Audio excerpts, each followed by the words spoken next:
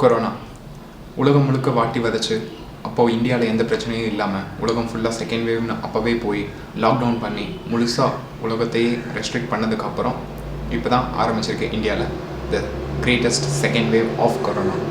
இந்த செகண்ட் வேவ்ங்கிறது பல கண்ட்ரியில் ஏற்கனவே வந்து முடிஞ்ச ஒரு விஷயம். அதை அவங்க எப்படி டீல் பண்ணாங்கன்னா, முழுக்க மொதல் வேவ் அப்போது எந்த அளவுக்கு லாக்டவுன் போட்டு யாரையுமே வெளியில் விடாமல் ஒரு 21 நாள் டு 45 நாள் வரைக்கும் எல்லாத்தையுமே கன்ஸ்ட்ரெயின் பண்ணி எந்த அளவுக்கு அதை முடக்குனாங்களோ அதே மாதிரி செகண்ட் வேவை பல கண்ட்ரிஸ் ஆல்ரெடி பண்ணி முடிச்சாச்சு. எக்ஸாம்பிளுக்கு ஃப்ரான்ஸாக இருக்கலாம், ஸ்பெயினாக இருக்கலாம், அந்த மாதிரி நிறைய கண்ட்ரிஸ் இருக்குது.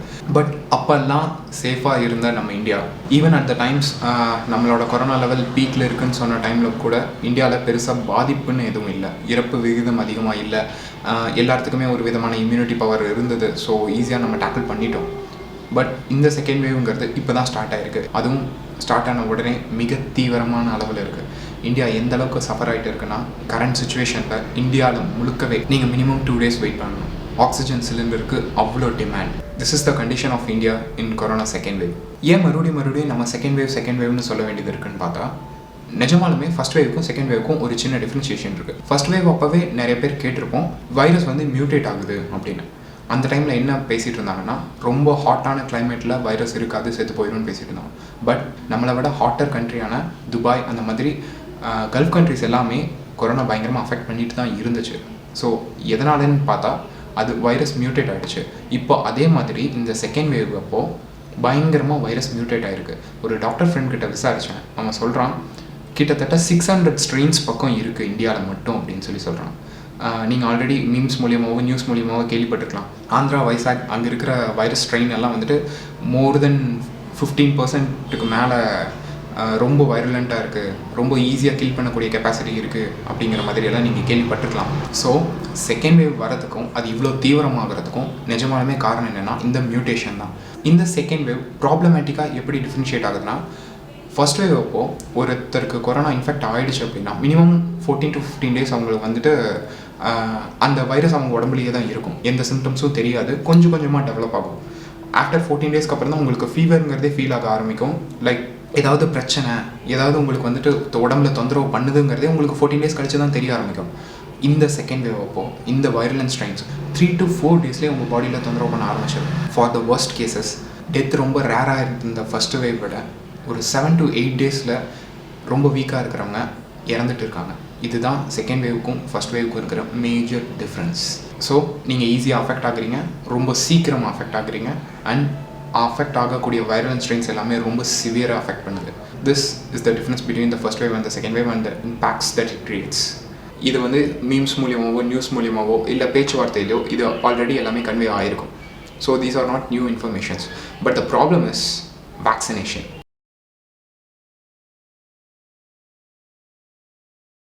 நார்மலாக வேக்சின்னு சொல்லி நம்ம சொன்னாலே மோஸ்ட்லி இந்த ஊர் பக்கங்கிறத தாண்டி இன்றைக்கி சிட்டி சைட்லேயே அதிகமாக பேசக்கூடிய டாபிக், வேக்சின் போட்டால் இறந்துருவாங்க, வேக்சின் போட்டால் ஹார்ட் அட்டாக் வருது. இந்த இன்ஃபர்மேஷன்லாம் எந்த அளவுக்கு வேலிட் அப்படிங்கிறத தேடி தான் ஒரு 3 டாக்டர்ஸ் என் கூட படித்தவங்க ப்ளஸ் எனக்கு தெரிஞ்சவங்க இவங்க எல்லாத்தையும் விசாரித்தேன். அவங்க சொன்ன எல்லா விஷயமும் என்னென்னா, இட்ஸ் அ கம்ப்ளீட் பிளஃப்.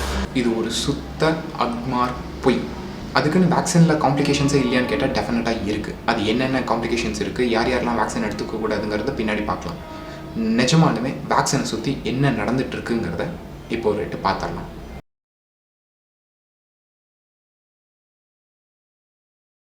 இது வந்து ரெஃபரன்ஸ் மூலியமாகவோ இல்லை வேறு யாரோ சொல்லியோ நான் வந்துட்டு கேள்விப்படல. எங்கள் வீட்டில் 2 பேர் ஆல்ரெடி வேக்சின் போட்டாச்சு. ஒருத்தங்க 45+, இன்னொருத்தங்க 70+. ஸோ இவங்களுக்கு என்னென்ன எஃபெக்ட் வந்துச்சு வேக்சினேஷன் போட்டதுக்கப்புறம்னு பார்த்தா, போட்ட அந்த அன்னைக்கே லைக் வித்தின் 2 or 3 hours ட்ரௌசியாக ஃபீல் பண்ண ஆரம்பித்தாங்க, ஒரு மாதிரி கேராக இருக்குது அப்படின்னு சொல்ல ஆரம்பித்தாங்க. அண்ட் நைட்டில் அந்த அன்னைக்கு நைட் குளிர் ஜுரம் வந்துச்சு 2 பேர்த்துக்குமே. அப்புறம் அடுத்த நாள் ஃபுல்லாக லைட்டாக உடம்பு வலி, ஜாயிண்ட் பெயின்ஸ், தலைவலி, வாமிட்டிங் 2 தடவை ஆச்சு. 2வது நாள் அந்த குளிர் காய்ச்சல் எல்லாமே போச்சு, தலைவலி மட்டும் இருந்துச்சு. 3வது நாள் they are completely all right. Yes, இது மட்டும்தான் வேக்சின் போட்டால் உங்களுக்கு நடக்கக்கூடிய பாசிபிள் ஒரு பிரச்சனையாக சொல்லலாம். 2 நாளைக்கு நீங்கள் கவுந்தடிச்சு குப்புறப்படுத்த தான் ஆகணும். பிகாஸ் வேக்சின் அந்த மாதிரி தான் பண்ணும், எஸ்பெஷலி கோவிஷீல்டு. இந்த ப்ராப்ளம்ஸ் எல்லாம் வெறும் கொரோனா வேக்சினுக்கு மட்டும் வருதான்னு கேட்டால் டெஃபினட்டாக கிடையாது. ஒரு குழந்தைக்கு நீங்கள் தடுப்பூசி போட்டிங்கன்னா கூட அந்த குழந்தைக்கு அடுத்த நாள் ஃபீவர் அடிக்கும். So these are all normal symptoms that a vaccination causes. These are all the symptoms that states that vaccine is working inside the body. அதாவது பாடி அது கூட ஃபைட் பண்ணிகிட்டு இருக்குது, பாடி ஒன்று டெவலப் பண்ணிகிட்டு இருக்குங்கிறதுக்கு உண்டான சிம்டம்ஸே இது தான். இதை தாண்டி இவங்க சொல்கிற மாதிரி ஹார்ட் அட்டாக் இந்த மாதிரி எல்லாம் வருதா, பீப்புள் இறக்குறாங்களா அப்படின்னு கேட்டால் அதுக்கு உண்டான பாசிபிலிட்டி இருக்குதுன்னு டாக்டர் சொல்கிறாங்க. முழுசாக கேட்டுருங்க, பாசிபிலிட்டி யார் யாருக்கு இருக்குது, யார் யாருக்கு இல்லை அப்படிங்கிறதையும் நம்ம தெளிவாக பார்த்துக்கணும். அப்போ யார் வேக்சின் எடுக்கலாம், யாருக்கு இந்த மாதிரி பிரச்சனை ஆகும்னு பார்த்தா, வேக்சின் யார் யாரெல்லாம் எடுக்கணும் அப்படின்னு ஒரு கேள்வி வந்தாலே கண்ணை மூடிட்டு எல்லாருமே எடுக்கணும்னு தான் சொல்லணும். இங்கே நான் பார்த்துட்டு போய் எடுக்கிறேங்கிற காம்ப்ளிகேஷன்ஸே வந்து ஆல்ரெடி மெடிக்கல் காம்ப்ளிகேஷன்ஸை ஃபீல் பண்ணிட்டு இருக்கிறவங்க மட்டும்தான். அதுவும் எந்த மாதிரி மெடிக்கல் காம்ப்ளிகேஷன்ஸ்னால், இம்யூன் சிஸ்டம் ரொம்ப வீக்காக இருக்குங்கிறவங்க, டெய்லி வந்து சிவியரான டேப்லெட்ஸ் எடுத்துகிட்டு இருக்காங்க, like extreme conditions of illness like கேன்சர்னு சொல்லலாம், இல்லை ரீசெண்டாக ஆப்ரேஷன் பண்ணி ரொம்ப சென்சிட்டிவாக, அதாவது ஈஸிலி ப்ரோன் டு இன்ஃபெக்ஷன்ஸ் அப்படிங்கிற மாதிரி இருக்கிறவங்க, ப்ரெக்னெண்ட்டாக இருக்கிறவங்க, சீஷோர், எபிலெப்சி இந்த மாதிரியெல்லாம் ப்ராப்ளம்ஸை ஃபேஸ் பண்ணிகிட்டு இருக்கிறவங்க மட்டும்தான் வேக்சின் எடுக்கக்கூடாதுன்னு கூட அவங்க சொல்லலை. வேக்சின் எடுக்கிறதுக்கு முன்னாடி உங்களோட டாக்டர்ஸை கன்சல்ட் பண்ணிக்கோங்க அப்படின்னு சொல்கிறாங்க.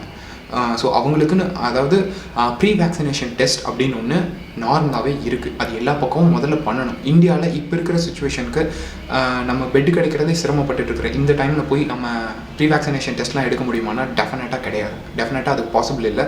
ஸோ உங்களுக்கு இந்த மாதிரி காம்ப்ளிகேஷன்ஸ் இருக்குது அப்படிங்கிற பட்சத்தில் மட்டும் உங்கள் டாக்டரை விசாரிச்சுக்கோங்க. உங்களோட ரிப்போர்ட்ஸ், உங்களோட மெடிசன்ஸ் இதெல்லாம் காமிச்சு உங்கள் கண்டிஷன் எப்படி இருக்குது, இந்த டைமில் நீங்கள் வேக்சினேஷன் எடுத்தால் சேஃபாக அப்படிங்கிறவங்க மட்டும் வேக்சின் எடுக்கிறதுக்கு முன்னாடி கன்சல்ட் பண்ணணுமே தவிர, but they also should get vaccinated. ஏன்னா இது செகண்ட் வேவோட நிற்க போகிறதில்ல, third wave is getting ready. So people be ready அப்படின்னு சொல்லி ஹெல்த் மினிஸ்ட்ரி ஆஃப் இந்தியா இதை சொல்லியிருக்காங்க. Most probably third wave will start at August September அந்த ரேஞ்சில் மாதிரி சொல்லியிருக்காங்க. If the second wave gets down by July, நம்ம எந்த மாதிரி வைரலன் ஸ்ட்ரெயினுக்கு நம்ம ப்ரோன் ஆகும், எந்த மாதிரி நம்ம அஃபெக்ட் பண்ணும், இந்த மாதிரி எந்த ஐடியாவுமே இல்லாத பட்சத்தில் எல்லாருமே வேக்சினேஷன் எடுக்கிறது compulsory. This is a must do situation. So முடிஞ்ச அளவுக்கு வேக்சின் எடுக்க ட்ரை பண்ணுங்கள். வேக்சினை சுற்றி இருக்கிற ரூமர்ஸை காதுலேயே வாங்கிக்காதீங்க. போகிற போக்கில் நம்ம டீலர் பாஸ்கர் மாதிரி சில ஆளுங்க வந்துட்டு வேக்சின் எடுக்காத அப்படின்னு சொல்லியிருக்காங்க. அதெல்லாம் கேட்டுட்டு இன்ஃபெக்ஷன் ஆகி சீரியஸ் கண்டிஷனுக்கு போயிடாதீங்க. பிகாஸ் நீங்கள் காசு வச்சுருக்கலாம், பட் இங்கே பெட் இல்லை, அதுக்கு நீங்கள் வெயிட் பண்ணி தான் ஆகணும். அப்படியே வேக்சின் எடுக்க போகிறீங்க அப்படின்னாலும் அதுலேயும் ஒரு சின்ன பிரச்சனை இருக்குது. கோவேக்சின் எடுத்தால் எதுவும் பிரச்சனை வராது, கோவிஷீல்டு எடுத்தால் சில பிரச்சனை வருது அப்படின்னு சொல்லி பேசுகிறாங்கன்னு. இது உண்மையானு கேட்டால் எஸ், உண்மை தான். அதாவது கோவேக்சினுக்கும் கோவிஷீல்டுக்கும் என்ன டிஃப்ரென்ஸ்னால், கோவேக்சினில் நிஜமான ஒரு கொரோனா வைரஸ், அந்த வைரஸை கொன்று ஒரு டெத் செல்லை வந்து நம்ம பாடியில் இன்ஜெக்ட் பண்ணுறாங்க. ஸோ அது போய் டேரெக்டாக அந்த ஸ்ட்ரெயின் இல்லை அதுக்கு உண்டான ஒரு இம்யூனிட்டியை மட்டும் டெவலப் பண்ணும். நார்மலாக ஒரு வைரஸ் பாடிக்குள்ளே போகிற மாதிரி அது ரியாக்ட் ஆகிறதுனால இம்யூன் சிஸ்டம் மட்டும் டெவலப் ஆகுமே தவிர வேறு எந்த பிரச்சனையும் வராது. ஸோ கோவேக்சின் இன்ஜெக்ட் பண்ணிட்டீங்கன்னா உங்களுக்கு அந்த 2 நாளுக்கு உண்டான அந்த ட்ரௌசினஸ், அந்த மைல்ட் ஃபீவர், அந்த ஹெட் ஏக், ஜாயிண்ட் பெயின்ஸ் இந்த மாதிரி எதுவுமே வரதுக்கு வாய்ப்பு இல்லை. பட் இதெல்லாமே கோவிஷீல்டில் வருது ஆன் மோஸ்ட் கேசஸ். எதனால் அப்படின்னு சொல்லி பார்த்தோம்னா, கோவிஷீல்டில் நம்ம பாடியில் இன்ஜெக்ட் பண்ணக்கூடியது ரீகாமினன்ட் அடினோ வைரஸ் அப்படிங்கிற ஒரு இது. அது வந்து கொரோனா வைரஸே கிடையாது. அப்போ இது என்னன்னு பார்த்தா, கொரோனா வைரஸ் நீங்கள் இமேஜில் பார்த்துருக்கலாம். அது வந்து நம்ம பாடிக்குள்ளே ஸ்டிக் ஆகிறதுக்கு ஒரு சக்ஷன் கப் மாதிரி அதோட பாடி சுற்றி இருக்கும், ஒரு ஸ்பைக் மாதிரி இருக்கும். அதுக்கு பேர் ஸ்பைக் ப்ரோட்டீன் அப்படின்னு சொல்லி சொல்லுவாங்க. அந்த ப்ரோட்டீன் மாடலில் பேஸ் பண்ணி தான் இந்த கோவிஷீல்டுங்கிறது டெவலப் ஆயிருக்கு. So this is an active virus. நார்மலாக இந்த அடினோ வைரஸ் நம்ம பாடிக்குள்ளே வந்தாலே கோல்ட், ஃபீவர் இதெல்லாம் காஸ் பண்ணக்கூடிய சிம்டம்ஸ் உடையது தான்.